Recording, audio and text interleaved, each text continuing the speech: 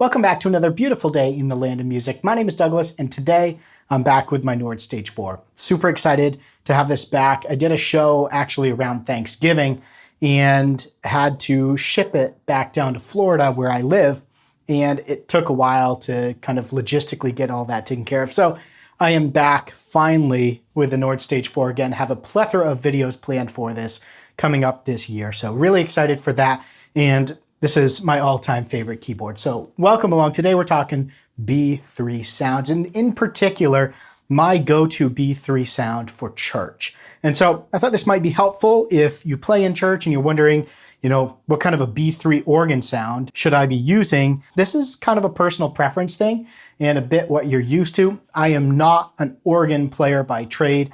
I know enough to get along and play in church and in other live shows and things like that, but I am not an organ player, so please don't judge me on that. But that being said, I have kind of found over the years what I like for an organ sound in terms of sitting with the mix and everything. So right here, I've got the Nord Stage 4, and if you just bought this and you turn it on, you're gonna come to the very first program here, A11.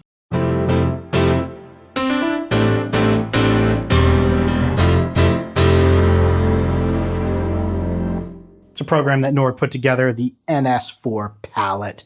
It's a big combo, but this is not what we want because we just want a B3.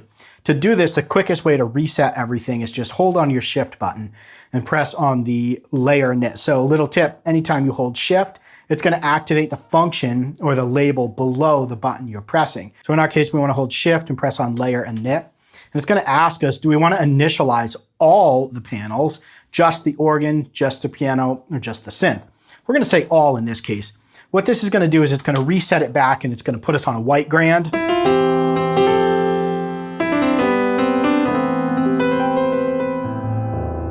The amazing white grand, not what this video is about, by the way.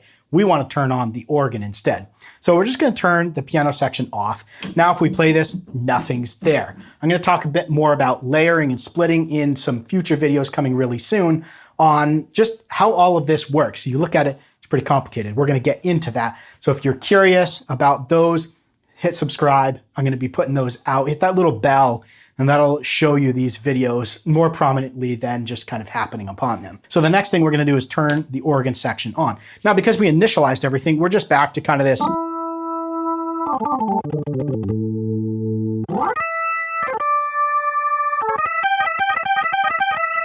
Your standard B3 sound right there. I've got my Leslie effect, rotary speaker turned on, Leslie slow fast.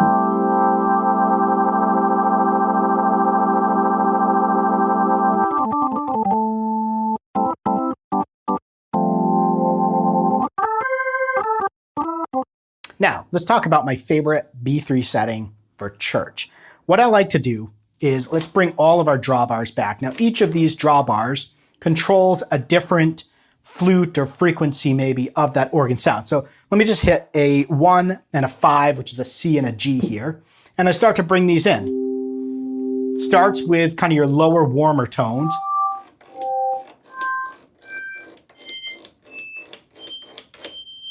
These are your really fluty high tones there. So if we pulled all of these down,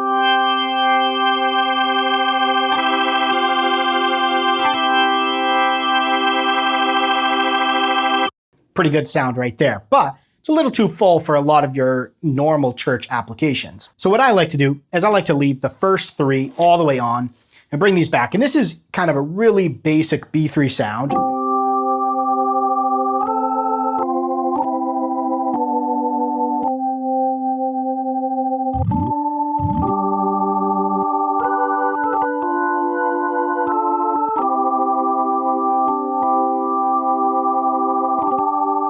But I like to have a little bit more, maybe brightness on that B3 because I feel like it sits a little bit better in the mix with other instruments going on.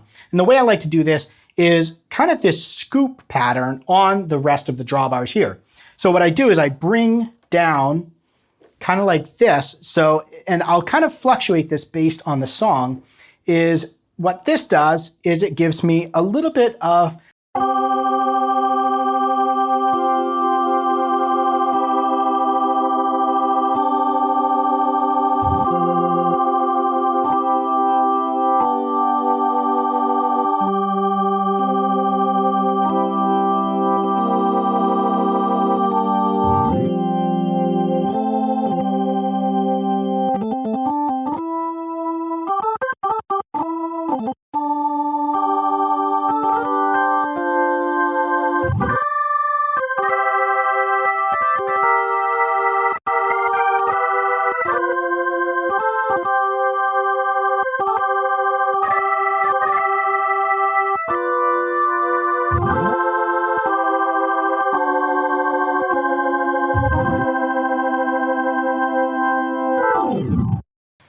that is kind of my go-to B3 sound. The first three pulled down and a little bit of a scoop.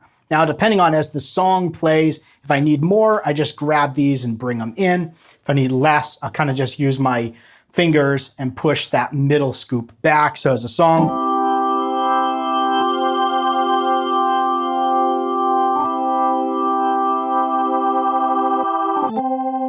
and that is kind of how I control that. Now, obviously, there's other ways. So if I need to bring the volume down, I can just use the volume, not affect the tone of the organ itself. Now, one other thing I like to do, because again, I'm not an organ player, so having to go up and switch my Leslie all the time, then there's other things we could do. We could plug an organ swell control in. We could use our triple pedal, which I have down here, to control the rotary on off. Or what I like to do is I've kind of gotten the habit of doing is turning sustain on for the organ. You can do that again by holding shift, tapping on that on-off button, which activates the sustain because we held shift. And what this allows me to do is hold the sustain pedal and sustain the organ.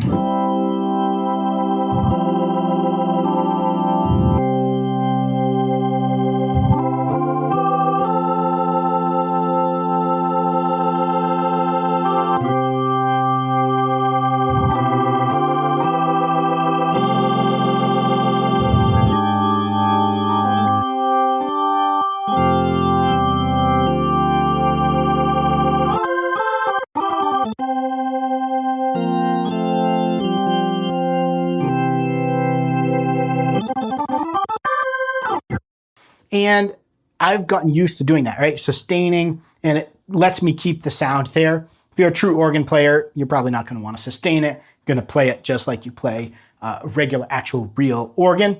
But that's my setting. My go-to for church is a bit of that scoop, something that has some soft tones to it, but also has the brightness to cut through the mix. Not what I would use during a rock show, which I'll cover in a different video. And I'll go over kind of how I change this if I'm playing with a lot of electric guitars and in more of a rock setting. And that's actually what I used when I played that benefit show around Thanksgiving. I kind of built that organ sound because I needed something that was much more punchy and would cut through more. And so I'll cover that again in another video, but I hope this was helpful. If you have any questions, if you're getting started playing at church or getting started with the Nord Stage 4, throw those down in the comments below. I'll do my best to answer them. Thanks for watching. Stay inspired and keep making that music.